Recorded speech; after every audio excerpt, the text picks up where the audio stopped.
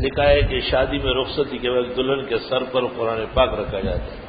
یہ ایک رسم ہے، سر پر قرآن رکھنا بظاہر محاورہ ہے، قرآن سر پہ رکھ کے بات کہی، لیکن بہتر یہ ہے کہ قرآن مجید پڑھوایا جائے تھوڑا سا خیر و برکت کے لیے اور عظمت کے لیے، سر پہ بھی رکھے لیکن اس کو ضروری نہ سمجھے. میرے پاس سودی رقم 5 لاکھ ہے اور میرا قرضہ 4 لاکھ ہے، کیا میں اس رقم سے اپنا قرضہ اتار سکتا ہوں یا یہ پیسے مسجد یا مدرسے میں دے سکتا ہوں؟ پہلی بات تو یہ کہ ایک آدمی حرام کا مالک بنتا ہے، گناہگار و مرتکب حرام ہوگا.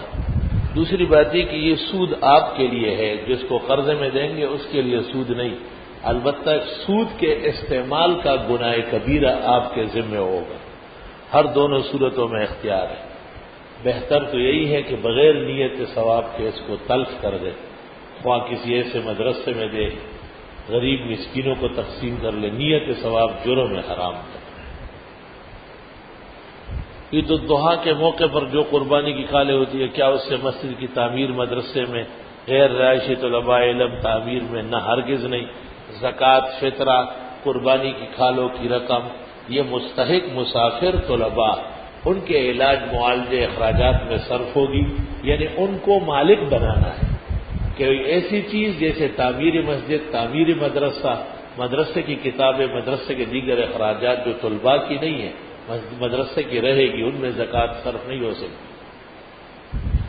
زکوٰۃ مدرسے کے ان عناصر پر صرف ہوگی جس کے وہ مالک بن جائے، جیسے وظیفے دے دیے، جاتے وقت کرایہ دے دیے، کپڑے خرید کے دے دیے، ان کا علاج معالجہ کرایا گیا، یا طلباء مستحقین میں تقسیم بھی ہوتا ہے، یا ان کو کھانا پینا جو اخراجات ہے ماہانہ، وہ سب زکوٰۃ صدقات سے ہے. جو شخص صدقہ فطر کا انکار کرے کیا اس کا نکاح ٹوٹ جاتا ہے؟ بدبخت ہے، نکاح اس کا ٹوٹے یا نہیں، لیکن بدبخت زمانہ ہے جو ایک شرعی چیز کا انکار کرے. ہمارے علاقے میں ایک شخص نے اپنی بیوی کو 3 طلاق دی، پھر بھی اس کو ساتھ رکھا ہوا ہے. کیا ایسے شخص کے ساتھ اس کو سب سے نکالنا ضروری ہے؟ اس کو جنازے میں نہ چھوڑا جائے اور اس کو خیر کی تقریبات سے سب کے سامنے باہر نکالا جائے. مولوی صاحب کہتے ہیں کہ حضرت نے رشتہ جوڑنے کا حکم دیا. یہ مولوی نہیں ہے، مولوی نما جاہل و بے دین ہے. سب سے پہلے تو اس کو اس پر سٹینڈ لینا ہے. صحیح ضعیف موضوع حدیث کی اصطلاح سب سے پہلے کس نے اور کب ایجاد کی، اور ضعیف حدیث پر فضائل میں عمل کرنے کا سب سے پہلے فتویٰ کس نے دیا؟ کیا آپ ان کے دلائل کا جائزہ لے سکتے ہیں؟ یہ مسئلے اپنی جگہ اٹل ہو چکی ہے، یہ اس مجلس کی باتیں نہیں ہے، علم حدیث کا مسئلہ ہے. کیا آپ کسی ایسے بزرگ سے ہستی وسیلے سے دعا مانگ سکتے ہیں یا نہیں مانگ سکتے؟ بزرگان دین کا وسیلہ برحق ہے. ایک وسیلہ شرعیہ ہے کہ حاضر ناظر عالم الغیب مشکل کشا خدا مانا جائے اور بزرگ کو رحمتوں کا واسطہ سمجھا جائے. یہ اہل حق کا وسیلہ ہے، اس کو الوسیلہ شرعیہ کہتے ہیں. ایک وسیلہ شرکیہ ہے کہ خدا نے اختیارات دی ہے، یہ ذمہ دار ہے، یہ بابا ٹھیک کرے گا، یہ بیٹا دے گا، اسی کے سب کچھ اختیار میں ہے. یہ کفر کا مشرکوں کا وسیلہ حرام نہ جائے. ہاں، حضرت نے وسیلے سے دعا فرمائی کیونکہ آپ نے بخاری جلد اول صفحہ 405 پر کہا ہے انتم تنصرون وترزقون بضعفائکم وصغارکم ومرضاکم. تم کو بیماروں، بچوں، ناتوانوں کی وجہ سے مدد دی جاتی ہے اور تمہیں رزق دیا جاتا ہے. ظاہر ہے وہ وسیلہ بن گئے. اور حضرت نے سنن نسائی کی روایت میں حضرت آدم کے وسیلے سے دعا کی ترغیب دی ہے. ترمذی شریف جلد ثانی کتاب الدعوات میں حضرت عثمان ابن حنیف کو آپ نے کہا تھا کہ آپ دعا میں کہے اللہم انی اسألک بنبیک نبی الرحمہ.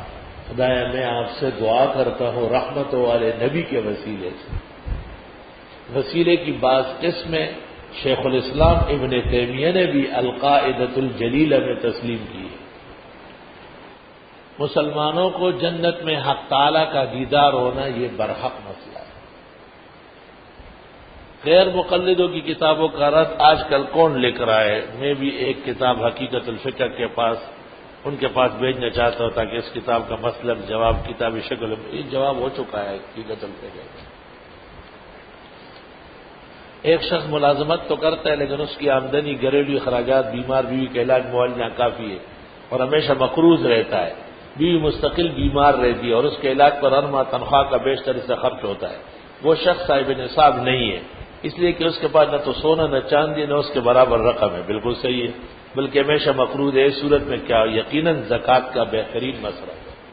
اگر آپ کا یہ مسئلہ صحیح ہو سوال، ایک عام مسلمان عالم نہیں کے لیے تبلیغ فرض ہے، تبلیغ کسی موقع پر بھی جاہل پر فرض نہیں۔ اگر تبلیغ کی کوئی قسم فرض ہو تو عالم پر فرض ہو، جاہلوں پر اتنی تبلیغ ہے کہ وہ اصلاح کر سکے، اپنی حلال و حرام جانے۔ حقیقت یہ ہے کہ فرضیت کی تبلیغ غیر عالم نہیں کر سکتا، پوری تبلیغی جماعت مل کر کی بھی فرائض کی تبلیغ نہیں کر سکتی۔ ہاں جو ان میں علماء ہیں، اکابر ہے، ذمہ داران ہیں، ان کی تبلیغ فرض کے درجے میں ہے، عوام کی تبلیغ مستحب یا مشکل سے استحسان کے درجے میں ہے۔ بعض تبلیغی ساتھی کہتے ہیں کہ مسنون اعتکاف میں 10 دن لگانے سے بہتر ہے کہ تبلیغ میں عشرہ لگایا جائے۔ رمضان شریف کے آخری 10 دنوں میں اعتکاف کا ہونا یہ تو قرآن و سنت سے ثابت ہے، لیکن رمضان شریف کے آخری عشرے میں تبلیغ میں نکلنا ایک روایت سے بھی ثابت ہے۔ یہ تبلیغی توبہ کرے، کلمہ شہادت دوبارہ پڑھے، ورنہ یہ اسلام سے نکل جائے گا، مرتد واجب القتل ہوگا۔ آج اس نے اعتکاف کا انکار کیا، کل کہے گا کہ روزے کی ضرورت نہیں ہے، چلو رمضان شریف میں تبلیغ کرتے ہیں، کیونکہ جب یہ مسافر ہو جائیں گے تو روزہ ختم ہو جائے گا۔ ہمارے پاس دکان ہے، میں اس کو بینک کو کرائے پر دینا چاہتا ہوں، کیا یہ جائز ہے؟ بینک کے ساتھ کسی قسم کا بھی کاروبار جائز نہیں ہے، گناہگار ہوں گے آپ۔ کیا سینے اور کمر کے بال صاف کرنا جائز ہے؟ سنا ہے کہ مولانا سرفراز خان اس کے جواز کا کہتے ہیں، مجھے تو اور کتابوں سے اس کی کراہیت یاد ہے۔ میرا دوسرا سوال یہ کہ جمہور کے رائے پر عمل کرنا چاہیے، اس سے کیا مراد ہے؟ جمہور سے مراد ہر دور کے وہ علماء جو ریت میں سونے کے ذرات کی طرح چمکتے ہو، جمہرا اس ذرے کو کہتے ہیں جو ریت میں پڑا ہوا ہو دور سے نظر آئے، یعنی ملک کے مقتدر علماء، ملک کے نامور علماء، ملک کے گرامی قدر علماء، وہ جمہور ہے۔ عوام سمجھتے ہیں کہ جمہور مانا اکثریت، یہ مانا جمہور کا نہیں۔ حضرت اقدس کیا تکبیر تحریمہ کے بعد اور ثنا سے پہلے بسم اللہ پڑھنا چاہیے؟ جی، دوسرے عام نمازوں میں فاتحہ کے بعد سورج شروع کرنے سے پہلے جب آپ فاتحہ پڑھیں گے تو بسم اللہ پڑھیں گے۔ امام کی اقتداء میں فاتحہ پڑھنا منع ہے تو بسم اللہ پڑھنا بھی منع ہے۔ ڈاکٹر اسرار کے بیان اور کتابوں کا علماء اعتبار نہیں کرتے، ان کو علمی رسوخ حاصل نہیں ہے۔ سنت کے بعد امام کا دعا مانگنا بدعت ہے یا نہیں؟ نہیں، بدعت نہیں ہے۔ مسئلہ نمبر 2، آپ نے درس کے شروع کے دنوں میں یہ فرمایا کہ بدعتی کی مسجد میں اپنے نماز کبھی نہیں ہوتی، تو کتاب کا نام اور حوالہ ترمذی شریف اول جلد صفحہ 50۔ سنتوں کے بعد دعا یا فرضوں کے بعد دعا سنت مستحبہ ہے، اور یہ رواج کی چیز ہے، جیسے ہم صرف فرضوں کے بعد مانگتے ہیں، سنتوں کے بعد نہیں۔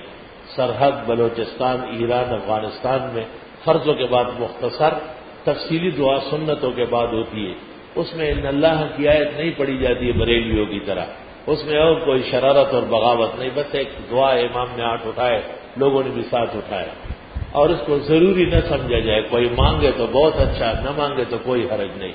امام الاسر مولانا انور شاہ نے اور حضرت بنوری نے شرح بخاری اور ترمذی میں مان لیا ہے۔ یہ بتائیے کہ آپ صلی اللہ علیہ وسلم کو کپڑوں میں کون سا رنگ پسند ہے؟ سفید رنگ پسند ہے۔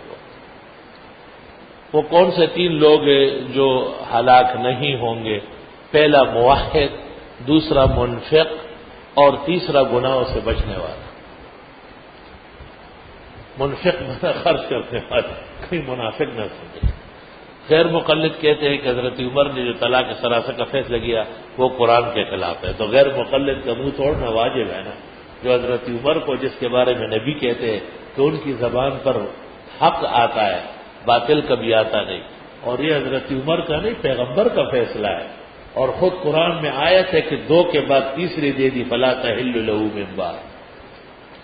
بچے کی پیدائش پر دونوں کانوں میں اذان دے دی اور تکبیر نہیں پڑی، خیر ہے، لیکن بہتر یہ کہ دائیں کان کے سیدھ میں فجر کی اذان الصلاۃ خیر من النوم کے ساتھ ہو، اور بائیں کان کے سیدھ میں تکبیر قد قامت الصلاۃ کے ساتھ ہو۔ قبر کا عذاب روح پر یا جسم پر؟ دونوں پر ہے۔ اسد اللہ نام رکھنا کیسا ہے؟ ایک آدمی تو اسد ہوگا، اسد تو جمع ہے، ایک آدمی کو 20 شیر کیسے بنا رہے ہیں؟ ہماری بیٹی زہرا جس کی عمر 5 سال ہے، بہت شدید بیمار ہے، اللہ انہیں صحت شفا دے۔